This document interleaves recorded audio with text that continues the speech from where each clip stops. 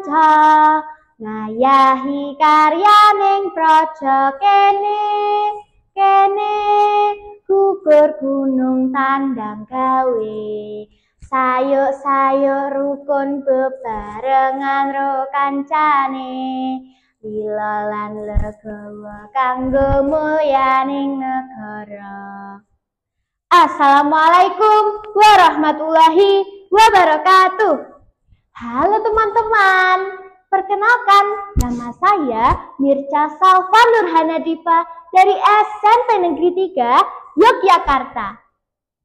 Hari ini saya akan menceritakan sebuah dongeng yang berjudul Asal-usul Gunung Merapi Jamur Dipa.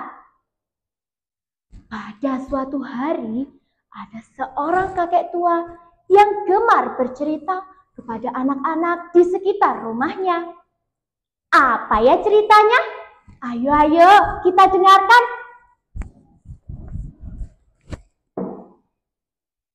Ayo, makan pisangnya dulu. Anak-anak sudah tidak sabar. Mereka sibuk mengambil pisang dan berdesakan untuk mulai mendengarkan kakek. Salah satu anak mengajukan pertanyaan. Kenapa Gunung Merapi yang tampak dari sini dinamakan Merapi, Kek? Dengan tersenyum, kakek menjawab, Iya, pasti kalian belum tahu riwayatnya. Padahal kan kita sering tertimpa abu vulkaniknya. Jadi begini, kakek mulai bercerita. Masyarakat di Laut Selatan mulai cemas. Kang, saya sangat khawatir kalau tanah yang kita pijak ini makin hari makin miring, dan miringnya ini ke selatan, mengarah ke Laut Selatan. Yang lain menyahut juga. Sama, saya juga khawatir. Sebaiknya kita ajak masyarakat untuk berdoa kepada Tuhan agar bumi kita tidak tenggelam. Padahal kan Laut Selatan terkenal sangat dalam dan ombaknya juga sangat besar. Masyarakat pun berdoa terus-menerus dan tidak pernah berhenti. Mendengar doa itu, Dewa Dikhayangan mengadakan pertemuan. Batara Guru sebagai rajanya dan para dewa bertemu dengan Dewa Narada, Dewa Panyarikan, Dewa Bayu, dan lain-lain. Mereka tampak gelisah memikirkan sesuatu. Batara Guru mengkhawatirkan kondisi tanah Jawa yang semakin hari semakin miring. Ini akan membahayakan umat manusia di sana.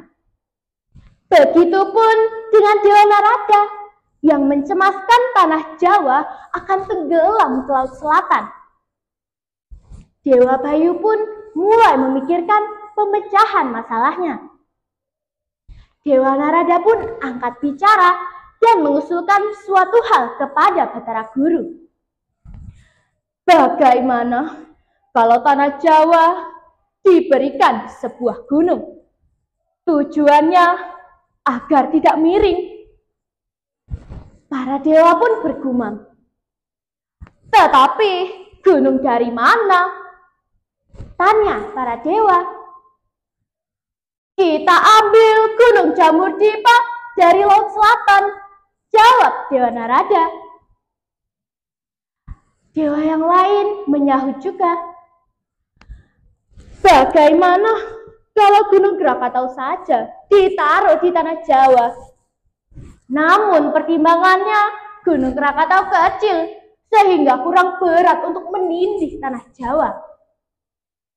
Batara Guru dan para dewa mengangguk-anggukkan kepala, bertanda setuju. Para dewa mulai melintasi angkasa dan terbang ke tanah Jawa. melihat lokasi mana akan diletakkan gunung jamur dipa, menimbang tanah, dan juga memperkirakan cuaca yang cocok. Tidak lama kemudian, para dewa akhirnya menemukan lokasi yang tepat.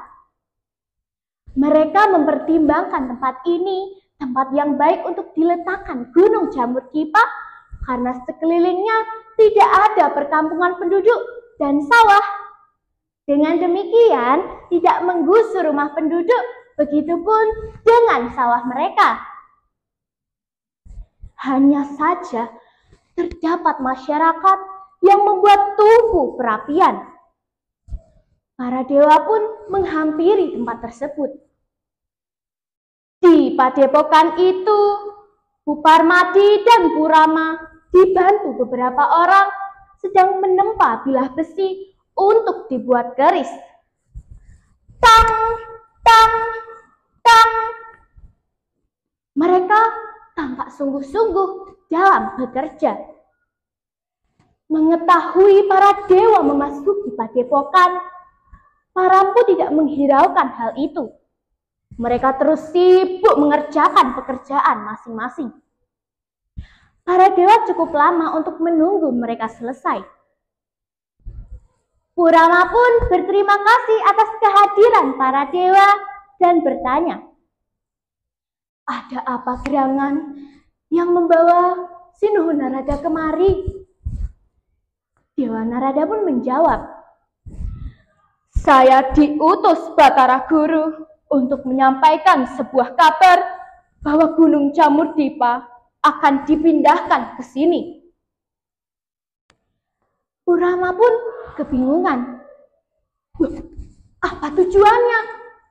Saya sudah berpuluh-puluh tahun tinggal di sini. Dewa Narada pun menjelaskan hal itu. Tanah yang kalian tempati sudah miring. Lama-kelamaan akan tenggelam ke laut apabila tidak ditindih dengan gunung. Namun ternyata Purama tidak setuju dengan hal itu. Ia berkata bahwa kalau keris-keris ini tidak selesai, maka akan menyebabkan bencana di tempat ini. Para dewa pun tidak sabar dengan jawaban Purama dan kawan-kawan. Kemudian terjadi sebuah peperangan antara pasukan dewa, murid-murid Purama, dan Panyarikan. Banyak sekali prajurit yang gugur dalam pertempuran itu. Tidak ada yang menang dan tidak ada yang kalah. Para dewa pun kembali dan melaporkan kepada Batara Guru. Mendengar kabar tersebut, Batara Guru pun murka. "Baiklah kalau begitu, biar Dewa Bayu yang membantu kalian. Sebentar lagi, Gunung Jamur Dipa akan menindih tempat mereka."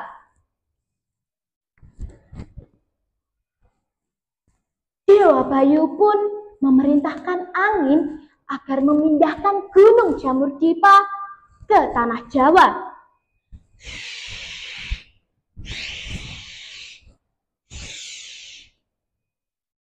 Berkat tiupan angin yang sangat keras, Gunung Jamur Dipa berhasil diterbangkan ke tempat di mana yang telah disetujui para dewa. Gunung itu jatuh persis di tempat perapian Purama dan Buparmadi. Hancur luluh semua makhluk hidup dan benda yang tertimpa Gunung Jamur Dipa, kecuali keris-keris buatan empu. Keris-keris itu terus-menerus mengeluarkan api dan menjelma menjadi kawah Gunung Jamur Dipa. Purama dan Buparmadi akhirnya meninggal. Tapi arwah mereka tidak diterima para dewa. Arwah mereka bergentayangan kemana-mana. Itu karena mereka tidak mau menerima nasihat para dewa. Para dewa pun mengatakan hal serupa dan akan menerima arwah mereka setelah hari kiamat. Para dewa berpesan agar Purama dan Bu Parmadi menjaga gunung ini sebagai bentuk permintaan maaf. Kalian menjadi saksi bahwa gunung yang terus mengeluarkan api ini saya beri nama Gunung Merapi. Kakek berhenti bercerita. Para empu yang banyak dosa, akhirnya roh mereka tidak diterima para dewa. Karena itu, kita sebagai manusia harus saling tolong-menolong dan belas kasih. Apalagi menyangkut keselamatan orang lain. Nah, teman-teman, itu dia dongeng asal-usul Gunung Merapi Jamur Dipa. Jadi, kita sebagai makhluk hidup harus saling tolong-menolong dan belas kasih kepada sesama manusia, apalagi yang sedang kesulitan ya. Sekian dulu dongeng dari saya. Sebelumnya mau pantun dulu ya. Jangan lupa catatnya. Buah mangga, buah tomat disimpan di lumbung padi. Ayo teman-teman, tetap semangat. Nanti kita berjumpa lagi. Wassalamualaikum warahmatullahi wabarakatuh. Dadah.